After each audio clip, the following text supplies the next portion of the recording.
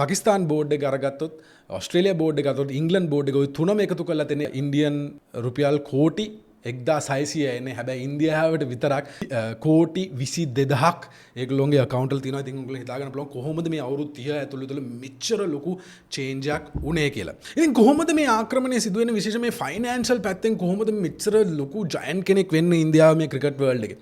මේක මේ finance පැත්ත කතා කරනකොට අවධානය යොමු කරන්න ඕනේ එක සාධකයක් තියෙනවා. ඒක තමයි ඉන්දියාවේ population එක. ඉන්දියාවේ population එක මේ වුණාට මම හිතන්නේ බිලියන 1.4ක් 1.5ක් විතර වෙනවා. චීනට විතරයි අඩු.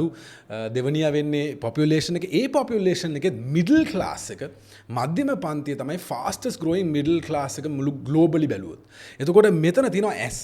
මේ අවධානය ගන්න පුළුවන් මේ කට්ටියගෙන් මේ මිඩල් ක්ලාස් එකෙන් අවධානය ගත්තොත් ඉන්දියාවට තේරෙන දේ තමයි මේ අවධානය ගන්න පුළුවන් වුණොත් ස්පෙක්ටේටර්ස්ලා වැඩි කරන්න පුළුවන්, viewership එක වැඩි කරන්න පුළුවන් වුණොත් ස්පොන්සර්ස්ලා එනවා, ඇඩ්වර්ටයිසින් පැත්තෙන් මුදල් හොයන්න පුළුවන්. ඒක උන් ටාගට් කරන්නේ මේ මිඩල් ක්ලාස් එකෙන් කොහොමද තමන් හම්බ කරන්න කියලා සල්ලි. මේ මිඩල් ක්ලාස් එක එන්ටර්ටේන් කරන එකේ තමයි බෝඩ් එකට සල්ලි හම්බෙන්නේ කියලා බෝඩ් එක තීරුම් ගන්නවා. ඒකත් එක්ක ඒගොල්ලෝ දන්නවා ඇඩ්වර්ටයිසර්ස්ලා මේ ඉස්සෙල්ලා කිව්වා ඇඩ්වර්ටයිසර්ස්ලා මේකට ඇට්‍රැක්ට් කරගන්න පුළුවන්. මොකද ඇඩ්වර්ටයිසර්ස්ලා ඇඩ්වර්ටයිස් කරන්නේ ගොඩක් තියෙන තැනකට.